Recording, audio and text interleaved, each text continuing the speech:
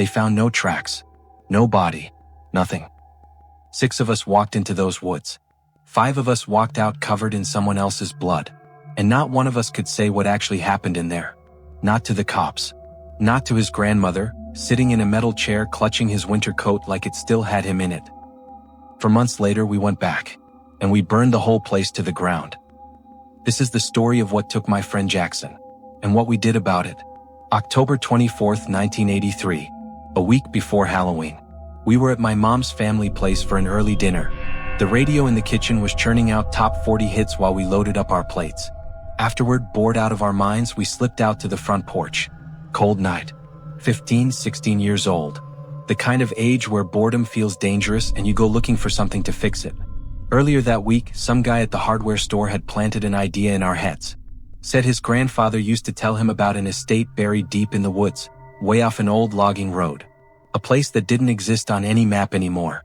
Cursed supposedly. Built by a rich family in the early 1900s. Something wiped out all 47 of them inside a single month. He even sketched us a map on a torn scrap of paper. 6 of us packed into David's '77 Ford pickup. Jackson, David, Tony, Martha, Teresa, and me.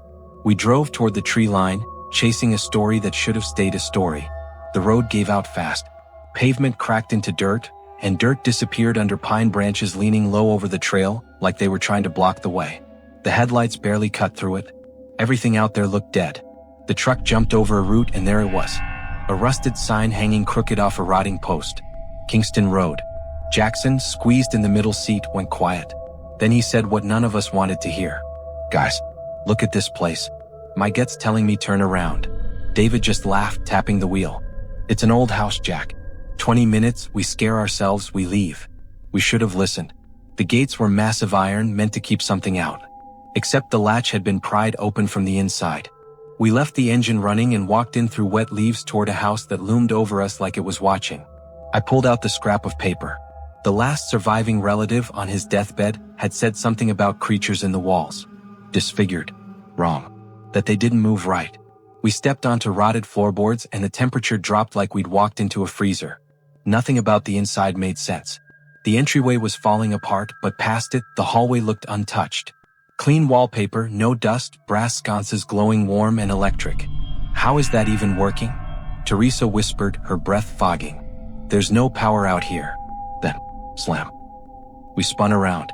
The doorway we'd walked through wasn't there anymore. Just flat plaster wall like it had never existed. Tony and Martha started to lose it, clawing at the wall, screaming about the missing door. I tried to keep it together, tried to say we'd find another way out, but my voice was shaking too hard to convince anyone. Something thin and tall slid across the wall at an angle that didn't match the light source. I turned to look. Gone. Glass shattered somewhere deep in the house. The floor vibrated under our boots. At the end of the hall, a heavy oak bookcase tipped forward. And stopped. Hovered. Then shot down the corridor at us like it had been fired from something. Get down. We hit the floor. The bookcase exploded against the wall behind us, tearing a hole clean through the drywall into another hallway. I pushed through the gap first. And froze. I don't know how to describe what was standing there. My eyes kept trying to reject it. One arm long, jointed 3 times like an insect limb. The other, a swollen mass of pale skin dragging on the ground. Its chest split down the middle. No bone, just a hollow cavity with something inside pulsing like gills. Its neck sagged under its own head. No eyes. Just 2 wet holes and a jaw packed with rows of thin human teeth under skin pulled so tight you could see black veins moving beneath it. It made a sound. What? Gurgling. Like talking through broken glass. Then its head snapped around a full 180 degrees, and it dropped to all 4s and started coming. Across the floor, the walls, the ceiling, all at once like gravity didn't apply to it. Get back. I shoved David and Martha through the gap behind me, dragging myself through right as the gurgling cut off outside. We sat there, dead silent, holding broken chunks of wood like they'd actually help. It's gone, David finally said, peeking through. What the hell was that? I don't know. But we're not safe here. No phones. No way to call anyone. We were completely alone with it. We moved through the hallways with our backs against the walls, and the house kept toying with us. Shapes in the dark, too many joints, things crawling the ceiling and watching with empty sockets. We turned a corner and there it was again, standing at the far end, neck hanging slack. Don't make a sound, I breathed. We backed toward a doorway, and a ceiling beam cracked loose above us, crashing down. The creature didn't react to the noise. Instead, an ice-cold hand, 5 fingers, no joints, settled onto the back of my neck. I gasped. The thing down the hall snapped its neck toward the sound and screeched, "Run!" We tore through the halls, taking blind turns trying to lose it. It stayed right behind us, limbs clicking against the wood. Jackson grabbed a book off a table and hurled it back, catching its legs, sending it crashing into a door. Faster! We ducked into a dark alcove, lungs on fire, legs like lead. I looked around to catch my breath. My friends were gone. David? Jackson? Teresa? Nothing. I ran, and every door opened into the same hallway, the same wallpaper, looping over and over like the house was folding in on itself. I looked up. It was above me, on the ceiling, directly over my head, dripping something dark from its mouth. I ran on instinct until I heard voices ahead and burst through double doors straight into the group. "Where were you?" Martha was crying. "You just vanished." I got stuck. I couldn't find a way out. Jackson stepped forward, managing a small, tired smile. "At least you're back. We're getting out of here together." He didn't get to finish. A pale, jointed arm shot out of the shadows behind him. Teeth clamped down on his shoulder with a crunch I still hear sometimes. Jackson screamed as it started dragging him back. "No!" I grabbed a loose brick from the fireplace and smashed it into the thing's face. It didn't even flinch. One swing of its arm threw me across the room, straight through drywall. We watched it bite down harder. Tear Jackson's arm off at the shoulder. Swallow it whole. And with every bite it grew. Taller. Wider. Its grin stretching further around its skull than a face should allow. "The exit, go!" David screamed, grabbing Jackson by the collar. We dragged him, pressing down on the wound, blood soaking through our hands. At the end of the hall, glass doors, moonlight, the truck waiting outside. We're almost there. We kicked through the doors, hit the wet grass, cold air hitting our lungs like we'd surfaced from underwater. We thought we'd made it. I turned around. Jackson wasn't with us. Through the glass, I watched the thing, bigger now, monstrous jaws locked around his leg, dragging him back into the dark of the house. Jackson. I lunged for the door.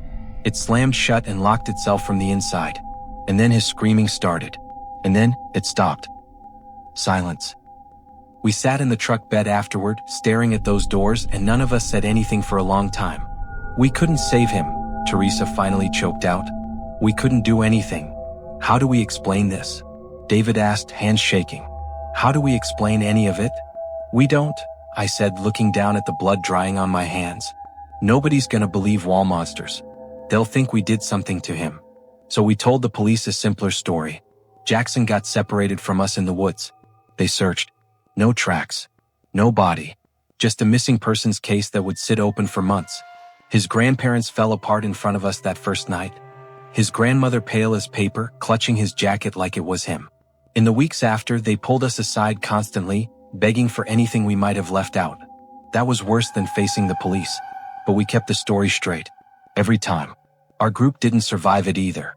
Jackson was the one who kept us laughing, kept us together. Without him, we couldn't even look at each other. 4 months later, he was declared presumed dead. The case went cold. That's when I decided we were finishing it. I called everyone. Not one of them hesitated. We filled 3 jerrycans at the gas station and drove back down Kingston Road one last time, to the place we'd started calling the Estate of Ashes. We didn't talk. We soaked the porch, the windows, the foundation. And when the last can was empty, lighted up, Tony struck the match. The fire caught with a roar that lit up the whole sky. And as the roof came down, we heard them. Screaming. Gurgling. Burning deep inside those walls. "He's been avenged," Martha whispered, watching it burn. "He didn't die for nothing." An hour later I was home, sitting on the living room floor when the news broke in. A massive fire off Kingston Road. Officials are investigating the incident as suspected arson. My mom walked by with a laundry basket, glanced at the screen. "I wonder how a fire like that even starts out in the woods." I just looked at the television. "Yeah," I said. "I wonder."